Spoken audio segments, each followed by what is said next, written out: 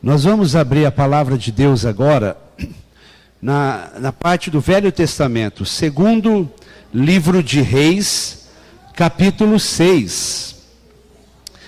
Aí, se você tem a Bíblia, você abre comigo. Samuel, normalmente você põe ali, não é, filho? Se você tem ali, segundo livro de Reis, capítulo 6, versículo 1. Abra comigo a sua Bíblia e mantenha ela aberta. Abra comigo. Segundo o livro dos Reis, capítulo 6, versículo 1 em diante. Você encontrou? Olha, o texto ele é muito bacana. Ele diz assim, ó: disseram os filhos dos profetas a Eliseu: eis que o lugar em que habitamos diante da tua face nos é estreito. Vamos, pois, até ao Jordão e tomemos de lá, cada um de nós, uma viga, e façamos-nos ali um lugar para habitar. E disse ele: ide. E disse um: serve-te de ires com os teus servos? E disse: eu irei. E foi com eles. E chegando eles ao Jordão, cortaram madeira. E sucedeu que, derrubando um deles uma viga, o ferro caiu na água, e clamou e disse: ai, meu senhor! Ele era emprestado. E disse o homem de Deus: onde caiu? E mostrando-lhe ele o lugar, cortou um pau e o lançou ali, e fez flutuar o ferro. E disse: levantai-o. Então ele estendeu a sua mão e o tomou. Só até aí. Mantenha a sua Bíblia aberta. Eu quero orar para que Deus ajuste agora aquelas coisas finais que precisam ser ajustadas. Feche seus olhos. Pai Santo, sua palavra aberta, nosso coração aberto, o Espírito Santo no nosso meio, tirando as distrações, as preocupações de como vai ser amanhã. Nós temos todos os ingredientes para que a sua voz seja ouvida. E nós temos essa necessidade. Entre as muitas vozes e a voz do mensageiro, eu quero ouvir a sua voz, Senhor. Eu preciso ouvir a sua voz. Que a minha vida seja contada agora na pregação. E que a mudança que a pregação propõe seja a mudança da minha vida, seja a minha vitória. Em nome de Jesus é que nós oramos, confiando no ministério do Espírito Santo, que é quem faz a obra. Amém e amém. O tema dessa mensagem é lições da beira do rio. Eu não sei se você já foi na beira de um rio, ou se você já foi em qualquer lugar que não uma classe. E você descobre que, assim como existe a possibilidade de você aprender muitas lições dentro de uma classe, você tem possibilidade de aprender muitas lições fora de uma classe.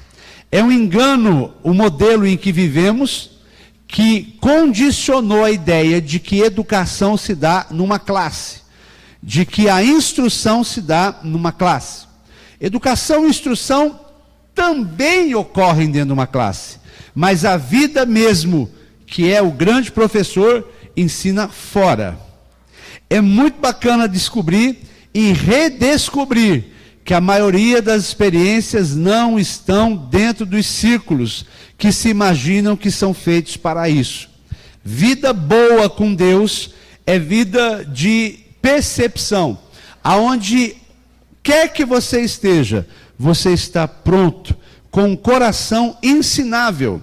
Quem tem coração ensinável, tem condição de aprender em todo lugar, em qualquer momento.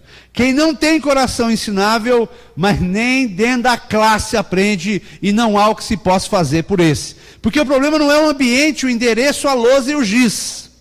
O problema é o coração. Se o coração não é ensinável, não aprende. Se o coração é ensinável, aprende. Que Deus encontre o seu coração hoje, um coração ensinável. E o tema é lições à beira de um rio. Por quê? Porque essa é a com H, história de Eliseu e o ferro do machado. E eu faço questão de frisar que é com H, porque a palavra história com H quer dizer um fato que aconteceu. Pastor, mas ele é maravilhoso demais, será que isso não é uma alegoria? Não, é uma história.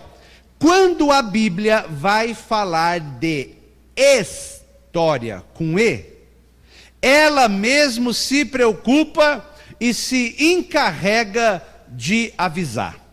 A Bíblia é imparcial. Ela conta a vitória do Moisés quando ele passa pelo mar e tira o povo do Egito, mas ela não poupa em contar que ele não entrou na terra prometida porque desobedeceu a Deus. A Bíblia não puxa a brasa para essa ou para aquela sardinha. O que é. E quando ela diz que é uma história, é porque aconteceu. E quando é uma coisa contada, ela também conta que não aconteceu. Essa é uma história para você tirar lições. Na beira de um rio. Pode ser inusitado perceber o porquê que esse texto existe e está aqui. Realmente esse texto não faz parte, à primeira vista, da grande história de Deus. A grande história de Deus começa em Gênesis, quando ele cria todas as coisas e põe o homem no jardim que plantou. É uma história de amor e de comunhão, que o homem logo trata de bagunçar.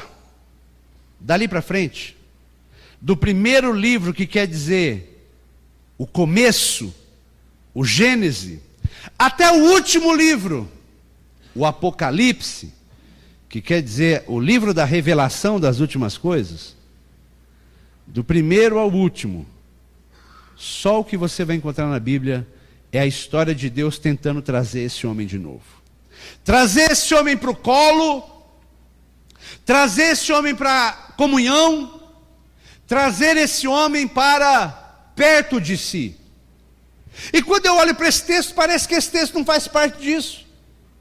O que tem a ver esse moço cortar toco de pau? O que tem a ver contar que um outro moço pegou um machado emprestado? Essa história, aparentemente, ela não tem por que estar registrada. Ela poderia estar no meio daqueles milagres não contados. E há muitos versículos assim. Se você for um bom leitor, vai descobrir que, por vezes, aparece escrito: e Jesus se compadeceu da multidão e curou a todos. Mas não conta como fez. E se imaginar que uma multidão tem muita gente, ele curou a todos, ali tem coisas fantásticas, mas por algum motivo não registrou. E quando ele cura uma mulher, ele registra com detalhe, mas quando ele cura todos, não registra. Eu bem colocaria esse texto junto daqueles que não precisava contar, porque eu não vejo nele o porquê. O machado caiu no fundo da água e flutuou. Senhor, por quê? E a resposta é simples, ela está lá em Romanos 15:4, não precisa abrir, mas ela diz: porque tudo o que dantes foi escrito, para o nosso ensino foi escrito, para que pela paciência e consolação das Escrituras tenhamos esperança. Se está escrito, é porque Deus sabia que você iria ouvir essa mensagem e que você poderia tirar lições preciosas para a sua vida. Isso ia gerar paciência no seu coração, consolo das Escrituras, para que o seu coração volte a ter esperança. Hoje à noite, nós vamos aprender as lições da beira do rio. E são muitas! Qual é a primeira lição da beira do rio? Primeira lição da beira do rio está no versículo 1 e 2, você pode olhar comigo? Diz assim: e disseram os filhos dos profetas a Eliseu, que era o líder, disseram para o seu líder Eliseu: o lugar que habitamos, na tua face, ele é estreito. Vamos, pois, até o Jordão e vamos até lá, cada um de nós pega uma viga, e a gente faz um lugar para habitar. E o Eliseu diz: pode ir. Eu aprendo aqui como primeira lição, que a sua boa intenção não impede você de passar por luta. Esse moço e esses moços, eles tinham boa intenção. Eles estão ali todos os dias com o profeta Eliseu. Eles estão todos os dias servindo, todos os dias trabalhando, e de repente aparece uma ideia boa. Gente, vocês não estão achando meio apertado aqui? Estamos. E se a gente fosse até a beira do rio, o Jordão, e a gente pegasse um pouco de madeira lá, e a gente fizesse uma casa mais ampla? Quem achou uma boa ideia? Todo mundo, eu achei uma boa ideia. Quem vai falar com Eliseu? Eu falo com Eliseu. Ô chefe, o negócio aqui é meio apertado, o senhor não deixa a gente ir lá no rio pegar um toco? Ele diz, vai. Gente, boa intenção. Boa intenção quer dizer motivo correto. Boa intenção quer dizer motivo interno. Está só lá, ninguém sabe. E por vezes é silencioso. Quantas vezes na nossa vida nós estamos cheios de boa intenção, nós estamos transbordando, é a intenção de elogiar alguém. Você vai para encontrar alguém e você fala assim, hoje eu vou elogiar, hoje eu vou reconhecer o valor e o esforço de alguém, ou a partir de amanhã eu vou me esforçar como nunca me esforcei, e eu vou crescer nessa área da minha vida. Boa intenção. Eu vou avançar, eu vou melhorar, eu vou ajudar tal pessoa. Boa intenção. Eu vou ajudar um desconhecido. Boa intenção. Eu vou fazer algo expressivo por alguém. Olha, gente, isso tudo é boa intenção. É o que eles tinham. Construir uma casa, trabalho honesto, ampliar a tenda, legítimo. Mas isso não impede você de passar por luta. A maioria acredita que porque está bem intencionado, está blindado. Não está. A vida tem dessas coisas. Você está cheio de boa intenção, mas de repente a vida te prega uma peça. E a sua boa intenção não se concretiza. Pelo contrário, a sua boa intenção ainda complica a sua vida. E muitos param aqui. Muitos parece que puxam o freio de mão aqui. Porque ele estava saindo de casa para ir ajudar um parente. Ele estava saindo de casa para se reconciliar com alguém que é um desafeto de 10 anos. Aí algo acontece no meio do caminho. Em vez dele entender que a boa intenção não evita ninguém de passar problema, ele faz a leitura errada, ele diz, já que deu errado, agora eu não quero mais saber também. Já que aconteceu um problema, então eu não vou mais fazer isso. É a leitura errada. Essa pessoa ela trava. Essa pessoa se ressente com Deus, dizendo, mas Deus, o Senhor sabe que eu queria acertar. E por que que isso me aconteceu? Então Deus é contra mim. Leitura errada. E porque não entende a primeira lição da beira do rio, que boa intenção não impede você de passar por luta, a pessoa se priva de dar o próximo passo. Porque até o ditado popular zomba de quem para na boa intenção. A boa intenção é sim o primeiro passo, mas não é o único passo. O ditado popular vai dizer, de boa intenção, você conhece essa? O inferno, gente, está cheio. E a pessoa fala, mas que palavra dura. Não, é porque o camarada está tão bem intencionado, mas ele nunca dá o segundo passo. Então ele nunca elogia, ele nunca reconhece, ele nunca estende a mão, ele nunca ajuda, ele nunca amplia, ele nunca vai. E aí então a boa intenção ela passa a se dissipar com o tempo. E lá na frente, se você tiver a oportunidade de conversar com ele ou com ela, você vai saber, mas eu queria, mas parou aqui. Aprenda sobre a sua vida na beira do rio que você quiser chamar. Que se você está com boa intenção, isso é muito bom, mas isso não livra você de passar por luta. E digo mais, às vezes é porque está com boa intenção que vai passar por luta. Mas não tem problema, porque há um Deus no céu, e Ele é justo juiz, e Ele sabe medir todas as coisas. E aquele que tiver um coração reto diante dEle, Deus ajuda. Coisas ruins acontecem também com quem tem boa intenção.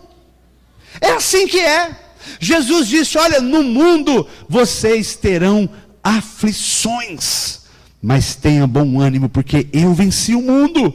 Alguém na sua frente já venceu. Dá para imitar e dá para vencer também. Eu quero desafiar você a não parar quando você tem boa intenção e a coisa não acontece. A maioria larga ministério por causa disso. A maioria larga ministério por causa disso, porque planejou uma coisa excelente, ou não foi visto, ou não foi percebido, ou não concretizou, e daqui a pouco ele diz, então eu não quero mais. E você vai depois de um tempo na pessoa e diz, você servia ao Senhor com tanta alegria, o que aconteceu? E lá vem um registro de alguém que tem boa intenção, mas como isso não se materializou, ele diz, aí eu deixei. Você pode imaginar o que é isso? Um ministério que poderia ser tão frutífero, uma vida que poderia tocar em tantas outras. Quantas pessoas poderiam ser abençoadas através de alguém que Deus levantou e capacitou? Mas porque ele não compreende isso, ele para, e tudo atrás dele para. Pessoas deixam de ser curadas, pessoas deixam de ser edificadas, pessoas deixam de ser salvas, pessoas deixam de ser elevadas, porque alguém achou que a boa intenção era suficiente para blindar de todos os problemas. Não é. A boa intenção é só o primeiro passo. Ela precisa ser seguida de um segundo. E o segundo passo é a segunda lição da beira do rio. Que lição é essa? Deus tem poder de fazer coisas impossíveis. Olha o que diz o versículo 6. O ferro do moço, do machado, cai na água. Ele desespera porque o ferro, quando cai na água, afunda. E pior, o machado não é dele. Como é que ele vai chegar lá e vai devolver para o moço? Só o toco. Sabe o que eu aprendo? Eu aprendo que o ferro do machado é tudo aquilo que você tem. Não é seu. Quando você nasceu, o que é que você tinha? Nada. Tudo te foi emprestado. E no uso do que você tem hoje, às vezes bem intencionado, acontece o que você não planejou. E o desespero chega, e a angústia chega, e a dúvida chega. E o medo de ter que dar conta para alguém um dia que é o dono. E o tal do ferro caiu na água. E ferro vai para o fundo. E você sabe o que é que tem em fundo de rio? Tem até peixe. Mas não é só o que tem. Fundo de rio tem lodo. Fundo de rio tem pneu hoje. Fundo de rio tem toda sorte de coisa que não era para estar lá. E talvez seja lá que o seu projeto tenha caído. No meio da lama, no meio do lodo, no meio do esquecimento, no meio daquilo que ninguém consegue chegar lá. Porque é assim que a vida é. Ah, se alguém agendasse luta. Já reparou como é que você faz agenda no começo do ano? Você agenda viagem, retiro, congresso, passeio. Ninguém agenda bater o carro. Vou bater o carro em março. Março é um bom mês. A seguradora tem pouco cliente. Eu vou dar trabalho para esse povo ficar empregado. Ninguém agenda cirurgia. Urgência, emergência, transplante, fevereiro, carnaval, pouco médico. Vou passar por cirurgia. Ninguém agenda crise. Mas a crise vem. E quando você menos percebe, até aquele que é cheio de boa intenção, está na beira de um rio, sabendo que aquilo que ele vai ter que dar conta um dia está no fundo do rio, na lama no lodo, no lugar que ninguém alcança. A boa notícia é que Deus, ele ainda faz milagres, e Deus é o Deus do impossível. Por impossível, você precisa entender que é tudo aquilo que identifica o que foge da lógica. E esse tem sido um problema de muitas pessoas. Eles querem uma experiência com o Deus do impossível, presos numa mente racional e que só consegue entender o possível. Essa é a diferença de fé e de ciência. Nós não estamos aqui para falar da ciência, nós respeitamos e usamos. Mas ciência se declara a prova do que se vê. Se dá para ver, dá para provar, é ciência. Mas experiência com Deus não é assim. Na ciência, você primeiro vê, para depois você crer. Mas na experiência com Deus, primeiro você precisa crer, para depois você ver. E algumas pessoas ficam dizendo, se o Senhor, aí eu... Não, você precisa ir para uma classe de ciência, aí vai funcionar. Com Deus é diferente. Porque Ele é quem dá as cartas, Ele é quem dá a norma, Ele é quem estabeleceu todas as coisas. Quando o Jó passou por uma crise, e o Jó desembanha falar perguntas, metade do livro é o Jó fazendo pergunta. Daqui a pouco Deus para e Deus começa a conversar com Jó. E Deus faz 63 perguntas para Jó no livro. 63, e todas elas, o Jó ficou sem resposta. Primeira pergunta de Jó serve para você e serve para mim. Onde é que você estava quando eu, Deus, lancei os fundamentos da terra? Eu acho que o Jó respondeu a mesma coisa que a minha filha responde. A minha filha de 6 anos, toda vez que eu converso sobre isso, eu falo com a Lídia, onde é que você estava antes de nascer? Ela fala assim, eu acho que lá em cima. Porque deve ser coisa boa lá em cima. Eu disse, eu acho que é. Onde é que você estava quando Deus já estava no controle de todas as coisas aqui na terra? Onde é que você estava quando Deus deu limite ao mar e disse, mar, você vai até aqui, porque daqui para cá eu não quero que você passe. E não passa se Ele não der autorização.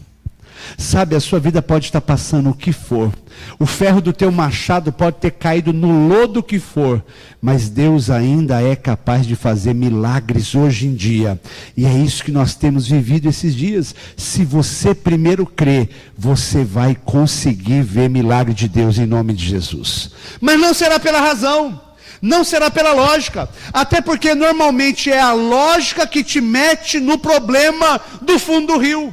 Repara se a empresa não foi para onde foi por causa da sabedoria, por causa da lógica, por causa da grande capacidade de fazer negócio sua. Foi por isso, a lógica te levou, foi para o fundo do rio. Impossível, gente, é aquilo que nega a lei da física, é aquilo que nega a lei da química, é aquilo que nega a lógica. E esse é o campo de Deus, essa é a especialidade de Deus. Quando Jesus fala isso, Ele fala em Marcos 10, 27, Mateus 19, 26 e Lucas 18, 27, Ele diz, as coisas que são impossíveis para os homens, são possíveis para Deus. E alguns ainda dizem assim, isso é impossível, agora eu vou pôr na mão de Deus. Só agora? Era a primeira mão que você tinha que colocar. Antes de virar impossível, já tinha que estar na mão dele. Mas se virou impossível, pode deixar na mão dele. O melhor é que pode acontecer isso com você. E a melhor coisa que pode acontecer com a sua vida é você ter uma experiência pessoal com esse Deus do impossível. É muito bom ouvir testemunho. É muito bom ouvir história. Edifica demais saber o que Deus fez. Mas nada, absolutamente nada, se compara a você ter a sua experiência pessoal com Deus. O único problema é que para ter uma grande experiência pessoal com Deus, você precisa ter proporcionalmente uma grande crise. Porque não pode provar a cura quem não ficou doente. Agora, se eu tenho uma doença, eu compro um remédio, o remédio me cura, eu não experimento cura de Deus. Eu não posso provar o Jeová Jiré, que provê todas as coisas, se eu não tiver falta. Eu não posso ver o milagre da ressurreição se ninguém morrer. Eu não quero que você morra, mas se eu não morrer, a gente não vê. A gente quer o milagre, mas não quer a dor. Se der uma coisa errada desse tamanho, você fala, estou fora, Deus. Pois esse é o ambiente em que ele pode operar. Porque na hora que falta, você diz, Deus, acabou. E ele diz, então agora eu entro, e você vai ver que não acabou. Essa é a virtude. Quando a luta está apertando o seu coração, você precisa se lembrar que o tamanho de um milagre está diretamente ligado ao tamanho do problema. E é justamente porque tem problema que tem o terreno para o milagre. E eu quero afirmar que nem toda luta que você passa é uma luta para o mal. Lá em João capítulo 11 diz isso, você conhece a história. Jesus está numa região, vem algumas pessoas e dá um recado para ele. Senhor, está enfermo aquele a quem tu amas. É o Lázaro. E Jesus diz, eu vou para lá. Mas não foi, esperou. E o povo dizia, Senhor, está enfermo, o senhor não vai lá? Começou a doer. O médico disse que tem 3 dias ou 4 para o senhor atender. O prazo é essa semana, é a última chance. E ele não foi. E quando Jesus é questionado, ele diz, essa doença não é para a morte. É isso que eu quero dizer para você, a sua luta não é para a morte. A sua crise é terreno de milagre de Deus. Você não pode fazer dessa crise um ambiente de reclamação. Quando a gente reclama, a gente abre um terreno para o inimigo entrar. Já fez bolo? Você põe todos os ingredientes, você põe tudo que precisa e você põe num forno quente. É assim que é milagre. Você põe o ingrediente da oração, você põe o ingrediente da confiança, você põe o ingrediente da palavra, você põe o ingrediente da comunhão com os irmãos, você põe todos os ingredientes no forno de Deus. E você sabe que com a atuação dele você vai ver um bolo pronto. Mas de repente, antes do milagre chegar na sua mão, você vai e abre o forno. E porque você reclama, é a mesma coisa de abrir um forno. O seu milagre murcha. E alguém diz, por que murchou? É porque o Deus do impossível estava trabalhando na sua vida. E Ele estava trabalhando, e a luta que você está passando não é para a morte, é para a glória de Deus. Isso me enche o coração de alegria, porque é uma forma de ter esperança no meio da tempestade. Irmãos, não vai acontecer nada com a sua vida, se o seu Deus não deixar. Cairá 1000 ao seu lado e 10.000 à sua direita, e você não será atingido. É isso que diz a palavra de Deus. A palavra diz que os anjos dele acampam-se ao redor daqueles que o temem para livrar. Eu não sei no que você crê, eu não sei no que você pensa, mas o meu coração está ancorado nessa palavra. O meu Deus faz milagre na minha vida. Milagre que eu conheço e milagre que eu não conheço. Milagre que eu fico sabendo e milagre que eu não fico sabendo. Esses dias chegou ao meu ouvido um negócio que encheu meu coração. Fui pregar em Poços de Caldas para os casais. Que alegria pregar para os casais. E lá em Poços de Caldas preguei para casal, tema de casal, assunto de casal. E no final alguém foi falar de dar testemunho. E um homem disse, eu quero dar um testemunho. O que você espera de um testemunho no encontro de casais? Que alguma coisa relacionada ao casamento tenha acontecido. Ele diz, eu fui curado. Fiquei maravilhado, porque ninguém lá orou por cura. E ele foi curado. Curado quando nós oramos por questões impossíveis. Qual é o testemunho, moço? Ele disse, eu tenho claustrofobia. Você sabe o que é isso? Medo de lugar fechado. Uma pessoa que tem claustrofobia, ela não consegue ficar num lugar que ela entende que o aperta. E nem precisa ser um lugar apertado. Se é a sensação para ela, ela entra em crise, entra em choque, o coração dispara, taquicardia, e o mal pode chegar na vida dela. Mas ela diz que acabou de ouvir a oração do impossível, do Deus do impossível, e todo mundo foi para os quartos, ele estava no 5º andar. E ele sozinho, o Senhor disse: se Deus é o Deus do impossível, eu não vou continuar subindo os 5 andares como os 2 primeiros dias de congresso, a pé. Porque ninguém sabe como sofre, a não ser quem sofre. Todo mundo de elevador, e ele com medo de elevador subia. E descia, e subia, e descia. Ele disse: Deus é o Deus do impossível. Ele vai entrar comigo nesse elevador. Pode parecer pequeno para você, porque você não tem. Mas ele entrou naquele elevador, e o coração quis disparar, e ele apertou o número 5, e começou a subir. E quando chegou no número 5, ele não quis descer. Ele falou: o Deus que sobe comigo, desce comigo, térreo. E desceu. Ele disse: se ele subir uma vez, ele sobe 2, 5. Ele desce 2. E o testemunho daquele homem foi que todo mundo no horário de lazer foi para a piscina, foi para o centro da cidade, foi fazer compra. E ele disse: pastor, eu andei de elevador a tarde toda, louvado seja Deus. Aquilo encheu meu coração, porque aquilo é impossível dele. Qual que é o seu? O que é mais fácil para Deus? Curar uma claustrofobia ou um câncer? Qualquer um. O que é mais fácil para Deus? Tocar em alguém que tem altura de 1,80 ou 1,50? Qualquer um.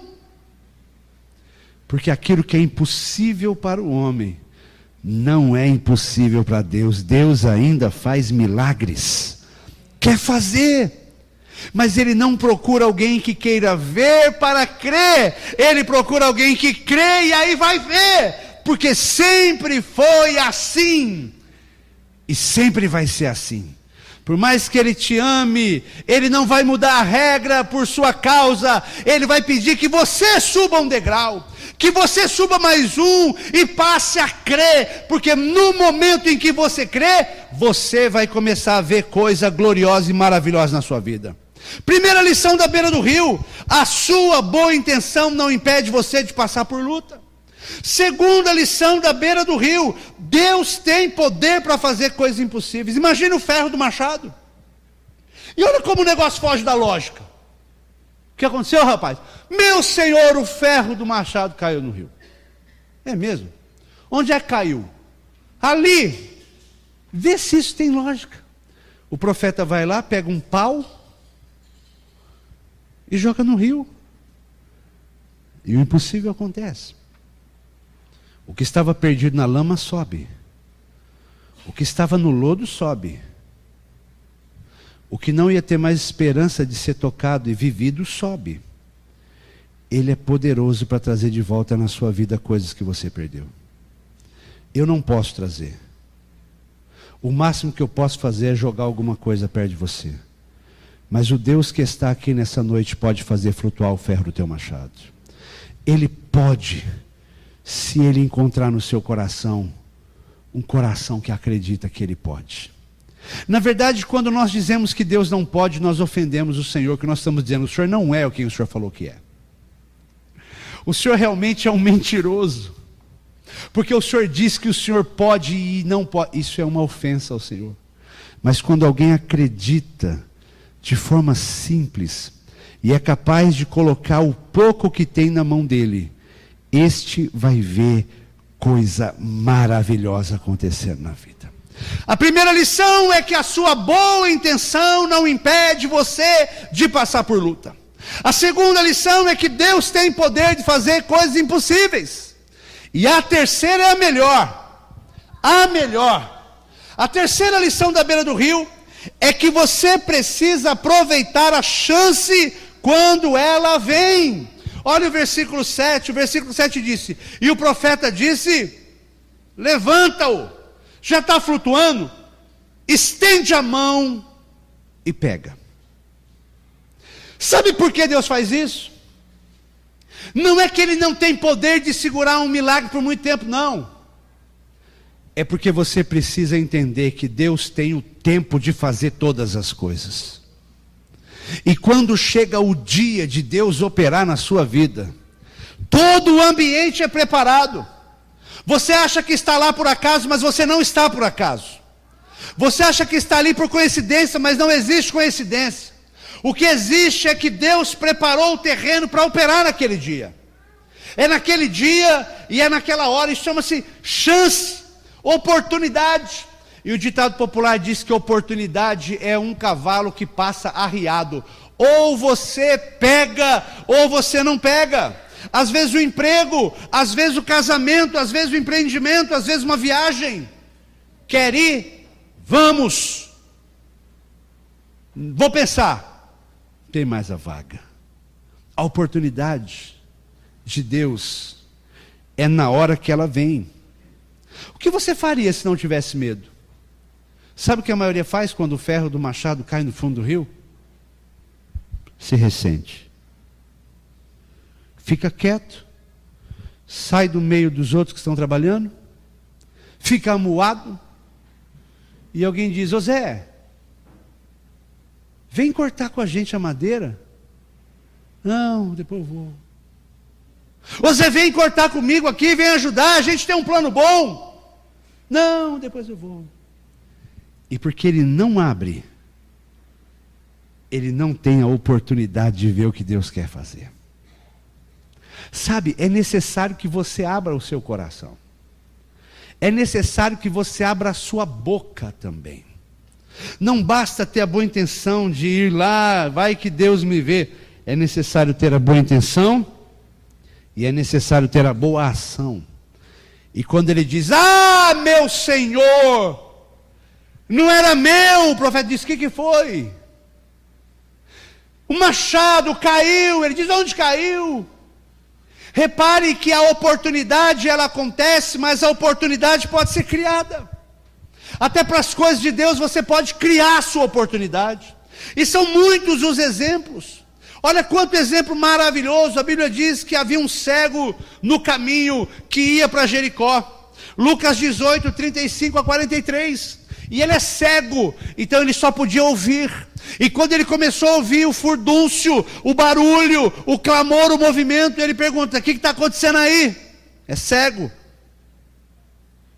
E alguém diz: está passando Jesus Nazareno. Quem? Jesus Nazareno. A fama de Jesus já tinha passado no ouvido dele. Sabe o que o cego faz? Ele cria uma oportunidade e começa a clamar. Ele não sabe se ele está passando daqui para cá, de lá para cá, de cima para baixo, de baixo para cima. Ele sabe que ele vai precisar criar uma oportunidade de milagre na vida dele. E ele começa: Jesus, filho de Davi, tem misericórdia de mim. Ele nem sabe para onde mira essa boca dele.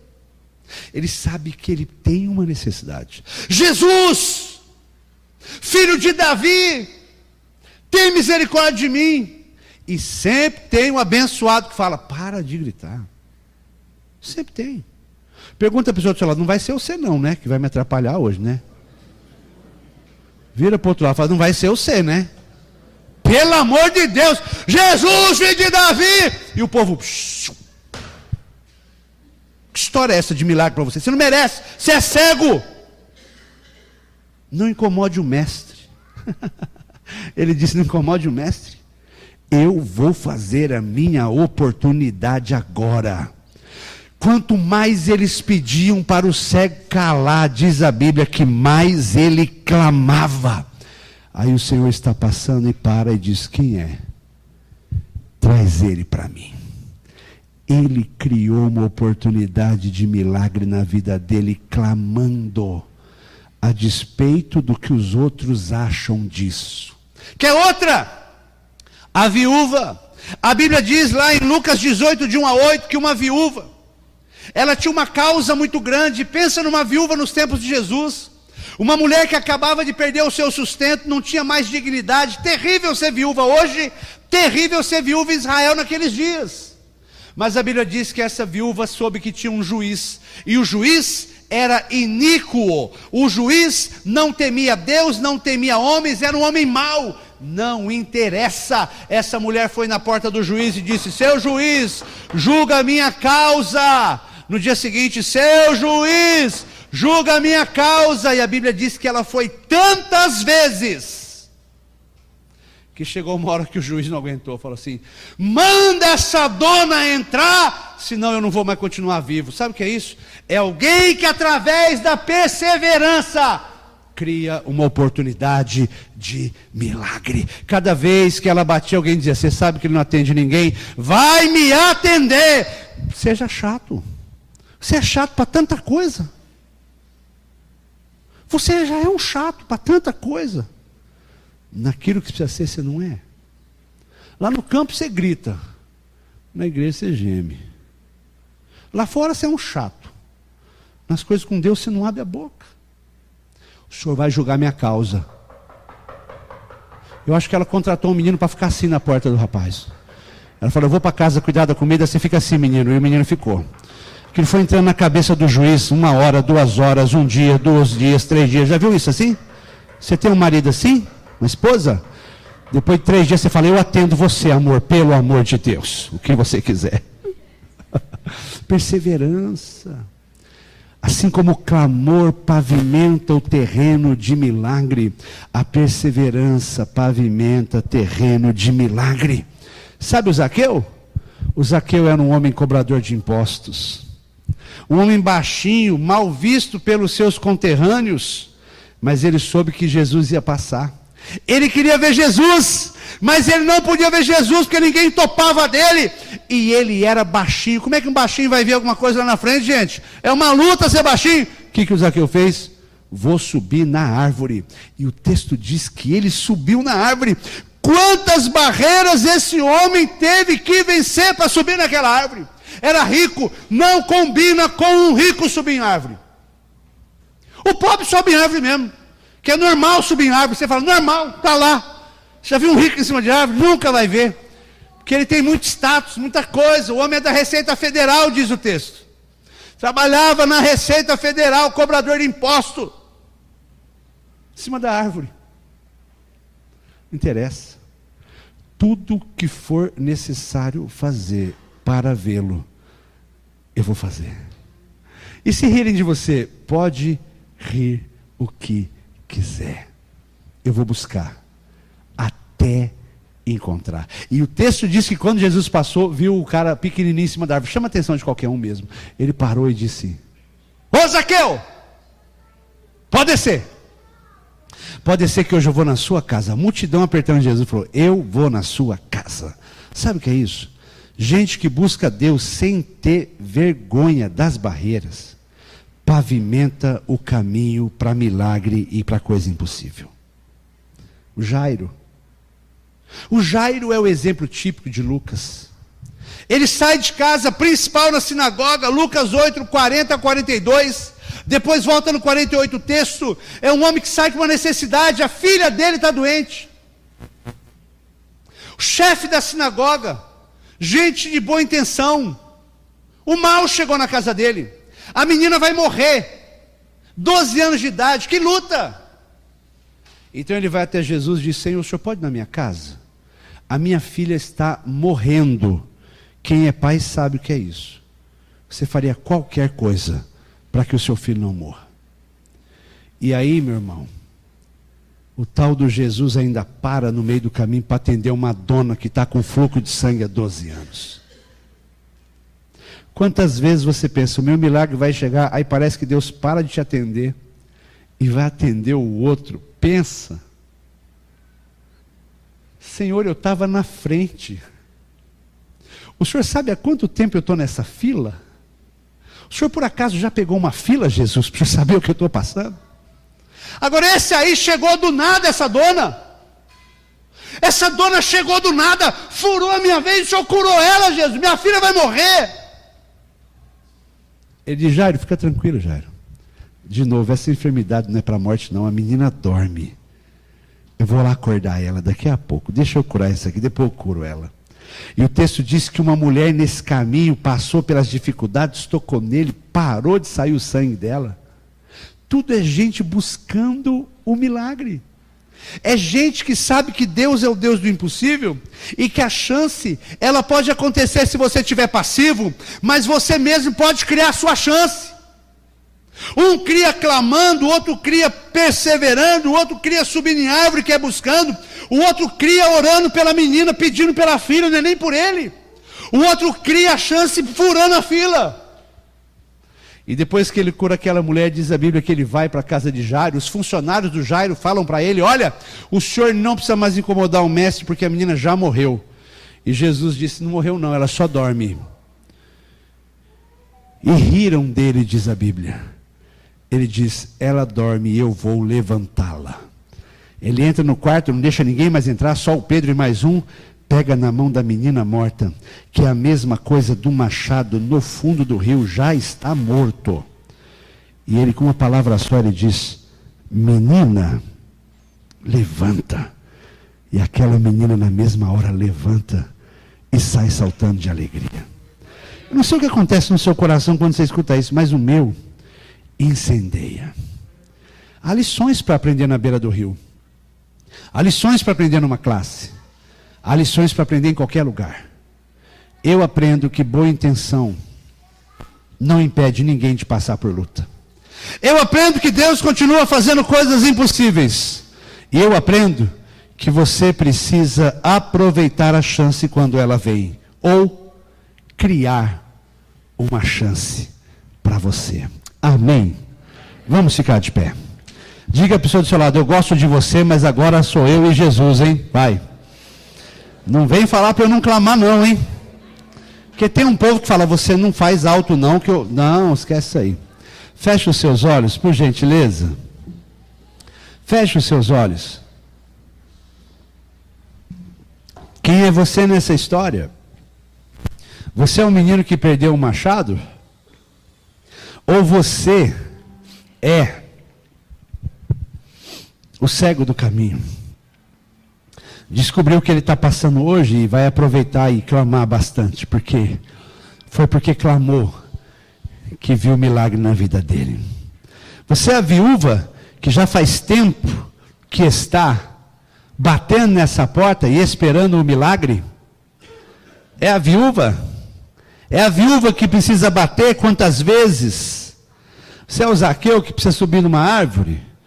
Você é o Jairo? Você é a mulher do fluxo de sangue? Eu não sei quem você é.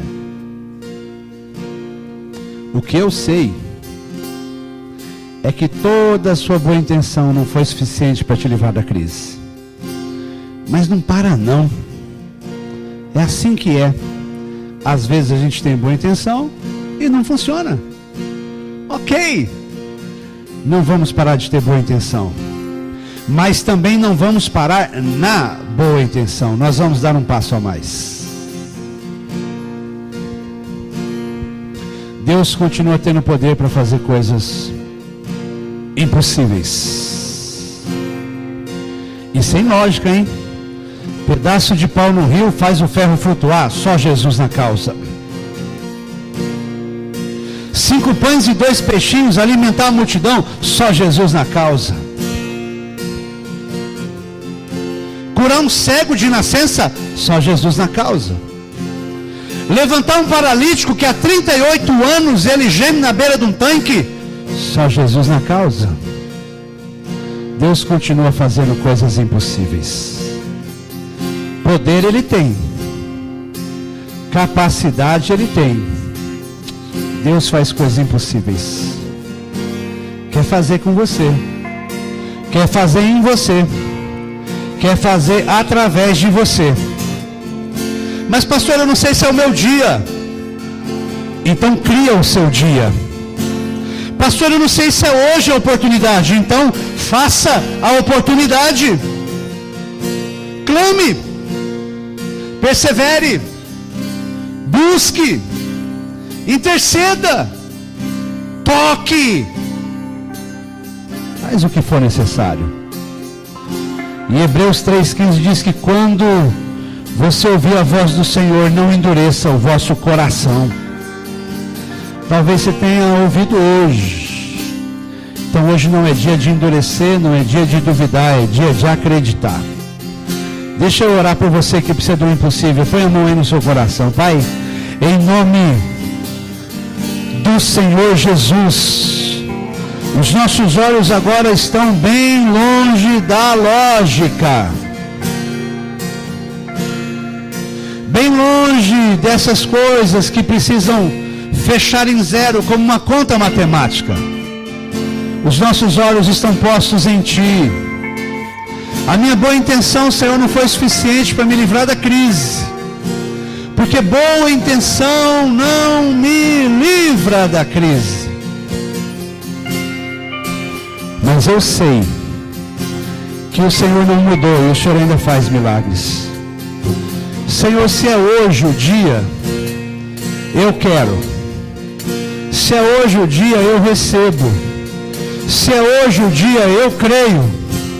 Se é hoje o dia, eu preciso. Mas se não é hoje, o Senhor acaba de encontrar mais um cego no caminho, Senhor, porque eu vou clamar ao Senhor. Se não é hoje, o Senhor acaba de encontrar uma viúva que vai bater nessa porta até abrir e julgar a minha causa. Se não é hoje, eu vou subir em quantas árvores forem necessárias, até que o Senhor me veja e entre na minha casa. Se não é hoje, eu vou pedir para o Senhor entrar na minha casa e curar a minha filha. Se alguém disser que ela morreu, eu vou continuar querendo que o Senhor entre lá para levantar ela. Se não é hoje, eu vou passar no meio da multidão e vou tocar nas suas vestes. E eu vou ser curado como a mulher foi curada. Ó Deus, eu estou aqui nessa noite e eu preciso de um milagre. Eu preciso de uma renovação do meu coração, da minha fé, da minha relação contigo. Eu preciso recomeçar, eu preciso reconstruir, eu preciso voltar a crer. Eu já descobri que no seu reino primeiro precisa crer para depois ver. Quero me encher da sua palavra para voltar a crer. Quero me encher de Deus para voltar a crer. Quero me encher de oração para voltar a crer. Quero me encher de fé para voltar a crer. Eu quero uma experiência pessoal com o Senhor. Essa é a lição da beira do rio. Essa é a lição da igreja hoje. Essa é a lição da vida. É a lição para nós em nome de Jesus. Nós vamos louvar o nome do Senhor e só depois é que nós vamos embora, amém? Louva o Senhor com todo o seu coração.